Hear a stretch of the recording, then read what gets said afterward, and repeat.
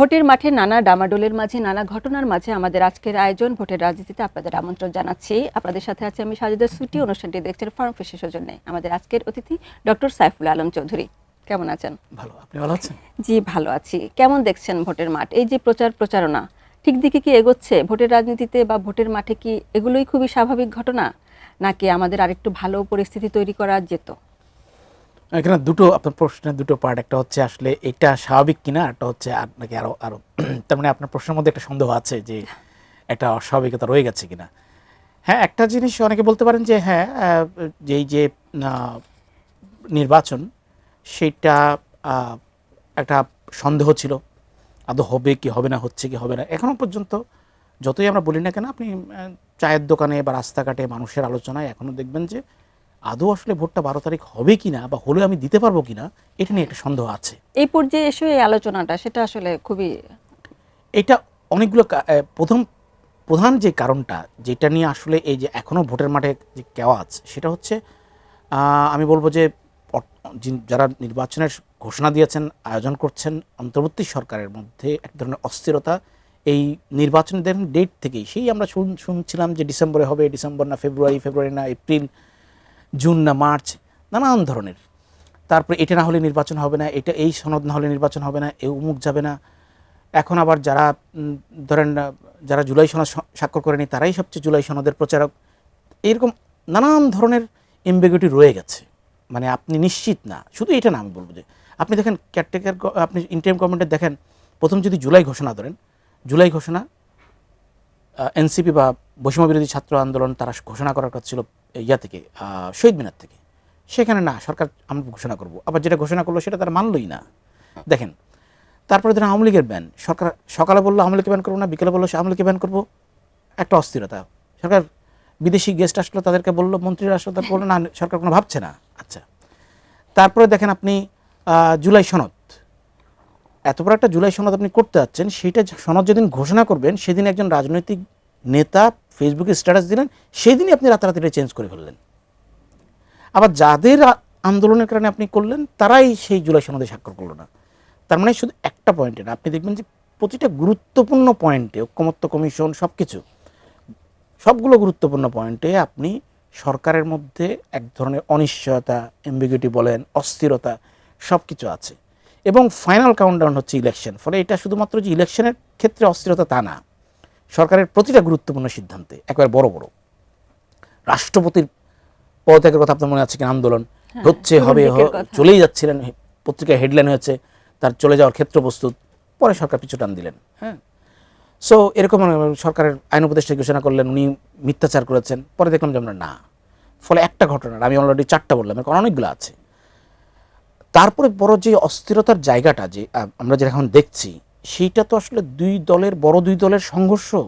কিন্তু আতঙ্কের জায়গাটা হচ্ছে, আপনি last army chief general Wakeruzzaman যে আইন শৃঙ্খলা মিটিং হয়েছে, সেখানে উনি বলেছেন যে জুলাই 5ই আগস্টের 2024 সালের 5ই আগস্টের পরে যতগুলো থানা থেকে অস্ত্র লুট হয়েছে তার মধ্যে মাত্র 62.4% উদ্ধার হয়েছে। তার মানে নিয়ারলি 38% অস্ত্র। এগুলো কিন্তু একটা ছোট অস্ত্র না, এগুলো লিথিয়াম, এবং এগুলো দিয়ে ম্যাসিভ আকারে প্রাণহানি করা যায়। এগুলা কোথায় আছে, কীভাবে আছে, কেউ জানে না। সরকার পুরস্কার ঘোষণা করেছে। পুরস্কার ঘোষণা করার পরেও আপনি নির্বাচনের তফসিল ঘোষণার পরে পুরো 17 মাসের মধ্যে একবার চিফ অ্যাডভাইজারকে বলতে শোনা গেছে ওনার প্রেসিং থেকে যে সরকার অস্ত্র উদ্ধারের জন্য তাগাদা দিয়েছে আস্তানাগুলোতে বারবার করে, মাত্র একবার। অথচ এটা কিন্তু চিফ অ্যাডভাইজার অনেক আগেই বলতে পারতেন এবং অনেক আগে ড্রাইভ দিতে পারতেন। তো ফলে বড় আশঙ্কার জায়গা এটা যে আইন শৃঙ্খলা পরিস্থিতির সাথে যুক্ত হয়েছে। কেউ কেউ অভিযোগ করে যে সরকারেরই লোকজন মব সন্ত্রাস করছে। এই যে অস্ত্র উদ্ধারের ব্যাপারটা যেহেতু বললেনই, অস্ত্র উদ্ধার যে হচ্ছে না বা এখনো পর্যন্ত অনেক অস্ত্র বাইরে রয়ে গেছে, সেটা কি ভোটের সময়টিতে নিরাপত্তা বিঘ্নিত করবে কি? দেখেন, আমি গত 3টা নির্বাচনের কথা ধরবো না, কিন্তু আমি 1991 থেকে যদি 2008 পর্যন্ত 4টা ফ্রি, ফেয়ার অ্যান্ড ইনক্লুসিভ নির্বাচন দেখি, কোনো নির্বাচনই, আমি নিজেও সাংবাদিক হিসেবে কভার করেছি, কোনো নির্বাচনই অস্ত্র উদ্ধার অভিযানের নির্দিষ্ট টাইমলাইন এবং ড্রাইভ দেওয়া ছাড়া কখনো নির্বাচন হয়নি। হ্যাঁ, আপনি এটা কল্পনাই করতে পারেন না। আপনি কি, আচ্ছা অবৈধ অস্ত্র কথা বাদ দিলাম, বৈধ অস্ত্রগুলো কি জমা নিয়েছেন? আপনি নেননি। সেই অস্ত্রগুলো যদি মিসইউজ হয় এখন, তাহলে আপনি কি করবেন? অবৈধ অস্ত্র কথা বাদ দিলাম, ঠিক আছে, তারপরে অবৈধ অস্ত্র উদ্ধার করতে পারেননি, সরকারের পক্ষ থেকে স্বরাষ্ট্র উপদেষ্টা বলছেন, উনি নিশ্চয়তা দিচ্ছেন এগুলা নির্বাচনের সময় ব্যবহৃত হবে না। উনি কেউ জানেন? কেউ জানছেন? তার মানে আমি ধরে নেব যে এটা যদি ইন্টারপ্রিটেশন করি, তার মানে অস্ত্রগুলো উনি জানেন কোথায় আছেন, এগুলো সেফ জোনে আছে। একটা ব্যাখ্যা তো এরকমই হয়। তো এই ধরনের কথাবার্তা অনেক ধরনের কারণে মানুষের মধ্যে এখনো পর্যন্ত সন্দেহটা রয়ে যাচ্ছে। তার মধ্যে যে গণভোট ইস্যুটাতে, এটাতে আমরা আসলে কতটুকু সচেতন করতে পেরেছি বা গণভোট নিয়ে আগ্রহটা কতটুকু তৈরি করতে পেরেছি, যে হ্যাঁ আমরা গণভোট দিব, মানুষ কতটুকু জানে ব্যাপারটা আচ্ছা, নিয়ে? বলছি একটা পত্রিকায় হেডলাইন দেখলাম যে গ্রামে গণভোট অন্ধকারে। এটা আমি বাদ দিলাম। আমি লাস্ট 1 মাসে ধরেন আমি দেশের 4টা আমার ডিপার্টমেন্টে, সংশ্লিষ্ট ডিপার্টমেন্টে 4টা ইউনিভার্সিটিতে আমি ভাইভা নিতে গেছি, মাস্টার্সের এবং অনার্সের ফাইনাল ইয়ারের। They are very much mature student, এবং তাদেরকেই বলছি যে তাদের জন্য আসলে ভোটটা এবার প্রথমবারের মতো উৎসব হতে যাচ্ছে। বিশ্বাস করবেন না, মোর দ্যান 90% স্টুডেন্ট জানে না যে গণভোটে কয়টা বিষয় আছে, গণভোটে আসলে কি। আর গণভোটে হ্যাঁ জিতলে আসলে আমি কি কি উপকার পাবো, এটা কি আমি আমাকে বোঝাতে পেরেছি কিনা, বুঝছি কিনা? দেখেন, এটা সরকারের স্ট্র্যাটেজি হচ্ছিল পারসুয়েসিভ মডেল। আমি আমাকে পারসুয়েট করবো, মোটিভেট করব। মোটিভেটে কিন্তু কখনো হুমকি দেওয়া যায় না, পজিটিভলি মেসেজ দিতে হয়। আপনার মেসেজ হচ্ছে কি, হাত না দিলে আপনি ফ্যাসিস্টের দোসর হয়ে গেলেন। তো আমার মাথায়, আপনারও ঘাড়ের উপরে মাথা আছে, আমারও ঘাড়ের উপরে মাথা আছে।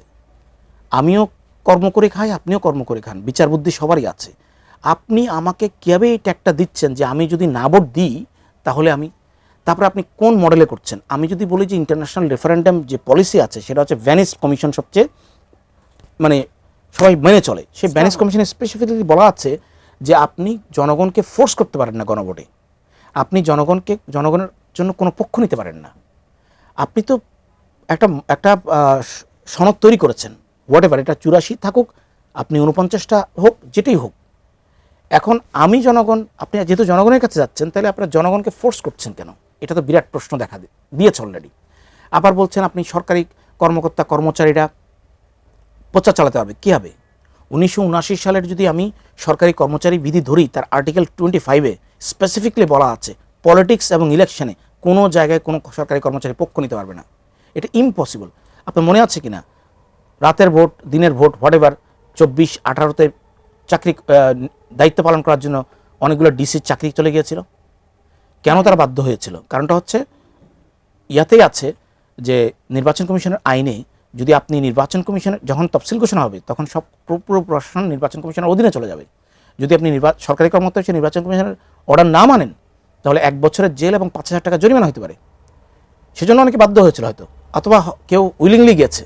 কারণ আমাদের এখানে পলিটিক্যাল ক্লায়েন্টেলিজম খুব পাওয়ারফুল, আমরা চাই যে সরকারের ক্লায়েন্ট হতে।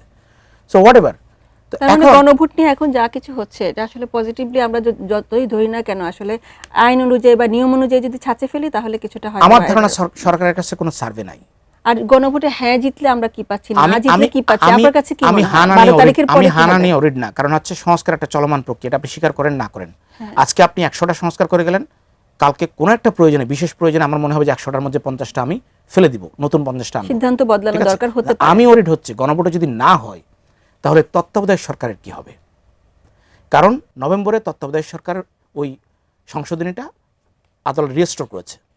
ওকে, আদালত বলেছে ত্রয়োদশ জাতীয় সংসদে না, চতুর্দশ জাতীয় সংসদ পরেরটা থেকে কেয়ারটেকার গভর্নমেন্ট হবে। তারপর আপনি এটাতে জুলাই সনদে ঢুকালেন কেন? এখন কি হবে? জুলাই সনদের আমি যদি না মানি, আমি মানে দেশের ম্যাক্সিমাম মানুষ, আপনি ফোর্স করতে পারবেন না। হোয়াট এভার, আপনি যদি ধরে নিলাম ফ্রি ফেয়ার হলো এবং না ভোট জিতলো যুক্তির খাতিরে, তখন তো আদালতের অর্ডার সত্ত্বেও দেশের জনগণ রায় দিয়েছে তারা তত্ত্বাবধায়ক সরকার চায় না, কারণ আপনি তো বাঞ্চটাকে পুরোটাকে হানার মধ্যে ফেলে দিয়েছেন, আপনি তো আলাদা রাখেননি আমার জন্য অপশন। ফলে না জিতলে সবচেয়ে বড় ডিজাস্টার হবে, তত্ত্বাবধায়ক সরকার ফেরত আসবে না। গণমাধ্যমের যে এখনকার ভূমিকাটা আপনি দেখছেন, সেটা কতটা সন্তোষজনক বা বিতর্কের ঊর্ধ্বে তারা থাকতে পারছে কিনা? গণমাধ্যম কোনো দেশেই কোনো সময় আসলে পুরোপুরি বিতর্কের ঊর্ধ্বে থাকতে পারে না, কারণ গণমাধ্যমের যে 4টা কাজ, ধরেন আমরা বলি যে টু ইনফর্ম, টু এডুকেট, এবং সেখানে হচ্ছে আসলে তাকে 3টা জিনিস ফলো করতে হয়, যে অ্যাকুরেসি, ব্যালেন্স এবং বিশেষ করে পলিটিক্যাল ইস্যুতে বা সেন্সিটিভ ইস্যুতে, এবং হচ্ছে ক্লারিটি। সো এখন যুগটা পাল্টে গেছে, গণমাধ্যমকে ফাইট করতে হচ্ছে আসলে সোশ্যাল মিডিয়ার সাথে, সেখানে প্রচুর মিসইনফরমেশন এবং ডিসইনফরমেশন। তো আসলে আপনার এটা আমাদের স্ট্র্যাটেজি হচ্ছিল, বিশেষ করে এআই এর যুগে ব্যাপারটা কতটা ভালোভাবে হচ্ছে? এখন দেখেন আপনি বিষয়টা হচ্ছে ওই যে যেটা বলতে চাচ্ছিলাম সেটা হচ্ছে ক্লিকেবল হওয়ার কথা ছিল নিউজটা, আপনি করছেন আসলে ক্লিক বেইট। প্রবলেমটা হচ্ছে এখানে আপনার স্টোরিটা ক্লিকেবল হবে, পাবলিক স্টোরিটা হেডলাইন দেখে স্টোরি ঢুকে গুণাগুণ করতে বাধ্য হবে, জানতে চাইবে। আপনি দেখেন আমি বলি যে আসলে আমাদের 2024 সালের 5ই আগস্টের আগ পর্যন্ত আমাদের মিডিয়ার কন্টেন্ট ছিল 3 রকমের। এখানে পলিটিক্স ছিল না, এখানে ছিল ক্রিকেট, ক্রাইম আর সিনেমা, বিনোদন। হ্যাঁ, তো 3C বলি আর কি। কিন্তু 2024 সালের 5ই আগস্টের কারণে অদ্ভুতভাবে দেখবেন আপনি এই 3C গায়েব হয়ে গেছে, এর জায়গা নিয়েছে অনলি পলিটিক্স। সো এখন গত 17 মাসে কি দেশে করাপশন হচ্ছে না? হচ্ছে তো। গত 17 মাসে কি দেশে আপনার বিনোদন জগতে কিছু নাই? স্পোর্টস জগতে কিছু নাই? আপনি দেখেন শুধুমাত্র মোস্তাফিজের ইস্যুকে ধরে এই ইস্যুটা যদি না আসতো, আপনি কতদিন বাংলাদেশের ক্রিকেট খেলা দেখেছেন লাস্ট? সেটাই, তাই না? এটা শুধু আপনি না, এটা দেখবেন যে সো ফলে মিডিয়া ইস্যু আসলে নার্চার করতে হয়, মানে সে জনজীবনের সাথে সম্পৃক্ত সব ইস্যু। কারণ আপনি মিডিয়াতে এখন দেখাচ্ছে কি শুধু পলিটিক্স, ফলে মানুষ কিন্তু বিষিয়ে উঠছে। মিডিয়া নিজেও কি একটু অস্থিরতায় পড়ে গেল কিনা? কারণ এখন আসলে মানে অনেকগুলো পক্ষ, কে যে শক্তিশালী পক্ষ, কে যে কোনভাবে প্রভাব ফেলবে, এই যে এত আতঙ্ক, বিশেষ করে মিডিয়া যখন ভেঙে দেওয়ার প্রসঙ্গ আসে, পুড়িয়ে দেওয়ার প্রসঙ্গ আসে, কিংবা এই যে প্রভাবিত হওয়ার একটা ব্যাপার, যেটা কি তারা কি বাধ্য হচ্ছে নাকি এটা থেকে বাঁচার উপায় আছে এখন? আমাদের মিডিয়ার চাপটা শুরু হয়ে, যেই চাপটার কথা আমরা বলে থাকি, সেই চ্যালেঞ্জগুলো শুরু হয়েছিল 2007 সাল থেকে। মানে এটা হচ্ছে আমি বলি যে মানে চায়ের দাওয়াত দিয়ে মিডিয়াকে শায়েস্তা করা স্টেট অ্যাপারেটাস থেকে। সেইটা 2009 সালে যে ইলেকশন হয় তার আগে বন্ধ হয়ে যায়। তারপরে এটা নতুন পুনর্জন্ম হয় 2015 সালে। আপনি যখন প্রথম আলো এবং ডেইলি স্টার একটা স্টোরির জন্য তাদের সমস্ত মাল্টিন্যাশনাল বিজ্ঞাপনগুলো বন্ধ করে দেয়, ন্যাশনাল মানে সমস্ত বিজ্ঞাপন। ওইটা আমি বলি যে আসলে জিকে মেরে বুকে শেখানো বা বুকে মেরে জিকে শেখানো, যেটাই বলেন না কেন, মানে একজনকে শিক্ষা দিয়ে বাকি পুরো মিডিয়া মার্কেটটাকে আসলে শিক্ষা দেওয়া। কিন্তু 2024 সালের 5ই আগস্টের পরে আমরা দেখলাম যে স্টেট অ্যাপারেটাসগুলো সেই অর্থে মিডিয়া থেকে দূরে সরে গেছে পরিস্থিতির কারণে, যেটাই হোক। কিন্তু নতুন যে ট্রেন্ড সেটা হচ্ছে মব, এবং মবের শেষ একটা বড় কি দেখলাম, দুটো পাওয়ারফুল মিডিয়া হাউস তারা জ্বালিয়ে দিতে দেওয়া করলো না। তো আমি বলি যে এই চ্যালেঞ্জটা এখনও ভয়ঙ্কর রূপ আমরা দেখিনি। যদি ইলেকশন হয়, পলিটিক্যাল গভর্নমেন্ট আসে, স্টেট অ্যাপারেটাসগুলো তাদের নিজস্ব জায়গায় ফিরে আসবে। এটা আসবেই, বাংলাদেশের পলিটিক্যাল স্ট্রাকচার বলে এটা আসবেই। সো তখন আবার মিডিয়া নতুন ক্লায়েন্ট খুঁজবে, নতুন। আমি বলছি বাংলাদেশের মিডিয়া আসলে রাজনৈতিক লেজুর ভিত্তি করে না, তারা আসলে ক্লায়েন্ট সম্পর্ক। সরকারের সাথে ক্লায়েন্টের সাথে আপনার সম্পর্কটা কি? আপনাকে সার্ভিস দিবে, আপনি বিনিময়ে টাকা দিবেন, মানে সুবিধা দিবে। তো মিডিয়ার আগে ক্লায়েন্ট ছিল একটা সরকার, সেটা আওয়ামী লীগ। 111-এর সময় 111-এর সরকার ছিল, আপনি খেয়াল করে দেখেন। এখন প্রফেসর ইউনূসের সরকার পক্ষে গুণগান গায়।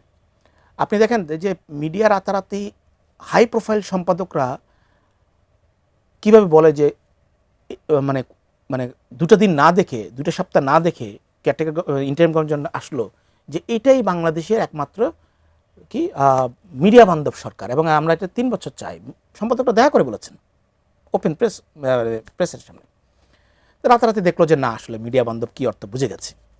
তো এরপর ইলেকশন যদি হয়, নতুন যেই গভর্নমেন্ট আসুক, তার ক্লায়েন্ট, এবং সেই ক্লায়েন্ট খোঁজার টেন্ডেন্সি আমরা আগেই দেখে ফেলেছি, মানে আসার আগেই। তো যেটা হবে সেটা হচ্ছে স্টেট অ্যাপারেটাসগুলো তখন পুরনো ফর্মে ব্যাক করবে। তখন গত 17 মাসে স্টেট অ্যাপারেটাসের কর্মকর্তাদের উপর যে ধরনের হ্যাসেল তারা গিয়েছেন, তারা আর সরাসরি পলিটিক্সে মানে তাদেরকে দোষ দেওয়া যায় এমন ইনভলভমেন্টে যাবে না। তারা আগে ছিল ঠিক আছে, হিডেন বা কভার্ট ছিল, এটা আরও হিডেন হবে। সেটা হচ্ছে দেখবেন যে স্টেট অ্যাপারেটাসটা আপনার এই যে মব বাহিনী পুষবে। আচ্ছা, অনলাইনে যে দলগুলো প্রচারণাগুলো চালাচ্ছে, সেটা কি আপনি নিশ্চয়ই এর মধ্যে দেখেছেন, সেটা কিভাবে দেখছেন? সেটা কি বিশাল ভালো অগ্রগতি, নাকি এটা আসলে মিসইউজ হচ্ছে প্রচুর? না, মিসইউজ তো হচ্ছেই। ধরেন এই যে কালকে যে ইস্যুটা শেরপুরের, রাতারাতি দেখলাম যে অনলাইনে কিছু ক্লিপস আসছে, ভিডিও আসছে তারেক রহমানকে ইয়া করে, আবার ওদিকে প্রতিপক্ষ জামাতের ইয়াকে করে। ইভেন আমি আজকে দেখলাম একটা তাসনিম জারাকে নিয়ে একটা খুব বাজে আপনার কি বলে যে ক্লিপ হয়েছে। সো এইটা সরকার জানতো, দেখেন আপনি হানা ভোটের পিছনে যত খরচ করছেন, আপনি কি পারতেন না তার অর্ধেক টাকাটা ইনভেস্ট এই প্রচারের এই জনগণকে সচেতন করতার? আপনি বলছেন যে আপনি নির্বাচন কমিশন মনে হয় অনেকবার বলেছে যে এআই হচ্ছে এটা বড় চ্যালেঞ্জ, মিস ইনফরমেশন, ডিসইনফরমেশন, ম্যাল ইনফরমেশন হচ্ছে চ্যালেঞ্জ, কিন্তু আপনি জনগণকে সচেতন করার জন্য ছোট্ট ছোট্ট কিছু ক্লিপ আপনি এর চেয়ে অনেক, যেগুলো বানাচ্ছেন তার চেয়ে অনেক কম খরচে আপনি স্পন্সর করতে পারতেন। কিচ্ছু না, যে এই মেসেজটা মানুষের মনে, গ্রাম থেকে শহরে, শিক্ষিত থেকে অশিক্ষিত সবার মধ্যে ঢুকিয়ে দেয় যে আপনি যে ফেসবুকে যাই দেখবেন বা সোশ্যাল মিডিয়াতে যাই দেখবেন, যে রিল দেখুন না কেন, যেই ফটোকার্ড দেখুন না, একটু থামুন, এইভাবে চেক করুন, সিম্পল একটা দুটো টিপস দিয়ে ভিডিওর মাধ্যমে, যে এইটা এইরকম অমুক অমুক ব্যক্তি এইভাবে করেছে। আচ্ছা, এবার আমি একটু শেষ প্রসঙ্গে আসি। এর মধ্যে নিশ্চয়ই আমরা দেখেছি সবসময় ভোট আসলে ধর্মের একটা ব্যবহার, পোশাকি একটা পরিবর্তন নিজেদের মধ্যে। এর আগে শেখ হাসিনাকে নিয়ে অনেক সমালোচনা হয়েছে, তিনি তসবি নিয়েছেন, টুপি নিয়েছেন, বাকিরা কিন্তু এখন করে যাচ্ছেন। এই ব্যাপারটাকে আপনি কিভাবে দেখেন? এই যে ধর্মকে ব্যবহার করা, মানুষের যে ধর্ম প্রাণ, যে আবেগটাকে কাজে লাগিয়ে ভোটের রাজনীতিতে জয়ী হয়ে আসার চেষ্টা, এটা কিভাবে দেখছেন বা দেখেন, ঠিক দিকে যাচ্ছে আপনি কিনা? যদি উন্নত বা আপনি ইউরোপের গরিব দেশগুলোতে যান, সেখানে দেখবেন ইস্যু হচ্ছে হেলথ, এডুকেশন, এনভায়রনমেন্ট। আমাদের দেশে ইস্যু হচ্ছে আপনি স্বাধীনতার পক্ষে বিপক্ষে, আপনি ধর্ম, আপনি হচ্ছে নারী, এই ধরনের ইস্যুগুলা। এর বাইরে না, কিন্তু আপনি এখনো সংখ্যালঘু এখনো পর্যন্ত 54 বছর, হ্যাঁ। সো বাংলাদেশের সমস্যা হচ্ছে বাংলাদেশের রাজনীতির সাথে ধর্মটা ওতপ্রোতভাবে ভোট ব্যাংকের জন্য জড়িত। যেখানে মুসলিম মাদ্রাসা, মুসলিম ভোটার বেশি, সেখানে দেখবেন যে আপনি জান্নাতের টিকিট বিক্রি হচ্ছে। আবার যেখানে হিন্দু পাড়া বেশি, সেখানে তো জান্নাতের টিকিট বিক্রি করবে না, সেখানে বলবে যে আমি আপনার আপা নাই, আমাদেরকে ভোট দেন। ঠিক আছে, ফলে যেখানে যেটা চলে আর কি, সেটাই হচ্ছে। সো ধর্ম যেমন আগে হতো যে ওই যে ওয়াইনের গ্লাসে ফটো পোস্টার ছাপিয়ে যে আপনারা কাকে ভোট দিচ্ছেন দেখেন, সেই ধরনের। এটা অনেক আগের নির্বাচনগুলোতে শেখ হাসিনা, খালেদা জিয়া দুজনেরই এরকম পোস্টার ছাপিয়েছিল প্রতিপক্ষরা। তো এইটা আপনি নির্বাচন কমিশন স্ট্রিক্ট না হলে এটা চর্চা আরও বাড়বে। এটার চর্চাটা কখন হবে? এইটার চর্চা যখন এআই ইউজ করে বা এমনিতেই মিস ইনফরমেশন বা ম্যাল ইনফরমেশন ছড়ানোর জন্য যখন ধর্মটাকে ইউজ করা হবে পলিটিক্সের সাথে, তখন ভয়ঙ্কর ইম্প্যাক্টটা হয়তো বা, মানে এটা ব্রাজিলও দেখা গেছে, এটা ইন্দোনেশিয়া দেখা গেছে, যে সমস্ত দেশে ভোট ব্যাংকের ক্ষেত্রে ধর্মটা একটা বড় ফ্যাক্টর, সেইখানে মিস ইনফরমেশন বা ম্যাল ইনফরমেশন ধর্মকে রিলেট করে ছড়িয়ে দাঙ্গা লাগাই দেওয়া যায়। তার মানে সময় মতো নিয়ন্ত্রণ করতে হবে। আচ্ছা, আমরা একদম শেষ প্রশ্নে চলে যাই, বিশেষ করে ফেলতে হবে ছোট্ট অনুষ্ঠান। এই যে সামনে তো নির্বাচন 12 ফেব্রুয়ারি, এই কেন্দ্রিক আমাদের সাংবাদিক যারা আছেন, যারা ফিল্ডে কাজ করবেন বা যারা ভেতরে নিউজরুমে থেকে কাজ করবেন, তাদের প্রতি আপনার কোনো পরামর্শ আছে কিনা? কিভাবে ভোটের প্রতি তাদের দায়িত্বটা তারা পালন করতে পারেন? ফার্স্ট হচ্ছে যারা স্পট বাইরে কাজ করবেন তাদের সেফটি অ্যান্ড সিকিউরিটি, কারণ এইটা আমরা সবাই আতঙ্কিত যে এটা আসলে কতটা সিকিউরড নির্বাচন হবে। ঠিক আছে, কিছুদিন আগে বিতর্ক ছিল ইনক্লুসিভ হবে কিনা, এখন আসছে আসলে কতটা সিকিউরড বা নির্বাচন হবে। সেই ক্ষেত্রে সাংবাদিকদের বলবো যে যেটুকু সেফটি অ্যান্ড সিকিউরিটি, মানে আপনার সরঞ্জাম সহ এটা করা। আর কারণ আপনার জীবনটা আপনার জন্য, আপনার একটা পরিবার আছে, সবই আছে। সো হ্যাঁ, অবশ্যই আপনি আপনার ফার্স্ট দ্রুত ইনফরমেশন দিবেন। দ্বিতীয় টিপস হচ্ছে একটা থাম্ব রুল, যে অ্যাটলিস্ট দুটো রিলায়েবল সোর্স কোনো ইনফরমেশনে একমত না হওয়া পর্যন্ত আপনি সেই ইনফরমেশন Cross-check। দিবেন না। বিশেষ করে ভোটের দিন, যেদিন ভোটের রেজাল্ট গণনা হবে, এটা আমার এক্সপিরিয়েন্স থেকে বলছি, এইটা দেখা যায় যে বিশেষ করে যখন ভোট অ্যানাউন্স করা হয় রেজাল্ট, তখন তো নানান জায়গা থেকে ইনফরমেশন আসে, অনেকগুলো কেন্দ্র থেকে। দেখা যায় যে এটা খুলনায় গতবার হয়েছিল, দুজন সাংবাদিককে জেলে নেওয়া যাওয়া হয়েছিল 2018-তে, গতবার না। সেটা হচ্ছে আসলে ভুলটা ছিল ডিসি ধরেন 100টা কেন্দ্র বলেছে, 110টা মানে রিপিট করেছে। এটা সাংবাদিক আবার কাউন্ট করে স্টোরি করে দিয়েছে যে উনি 100%-এর চেয়ে বেশি ভোট কাস্ট হয়েছে। তার মানে সচেতন থাকতে হবে, হ্যাঁ। ক্রস চেক করতে হবে ফলে বারবার। ভুলটা করবেন ওনারা, দোষটা পড়বে আপনার। আর নতুন আরপিওতেও কিন্তু এই রুলসটা খুব কড়াকড়ি করা হয়েছে। অনেক ধন্যবাদ আপনাকে। আমাদের ভোটের রাজনীতির আজকের পর্ব এখানেই শেষ করছি। দেখছিলেন ফার্ম ফ্রেশের সৌজন্যে। আগামী পর্বে আবার দেখা হবে। ভালো থাকুন, সুস্থ থাকুন।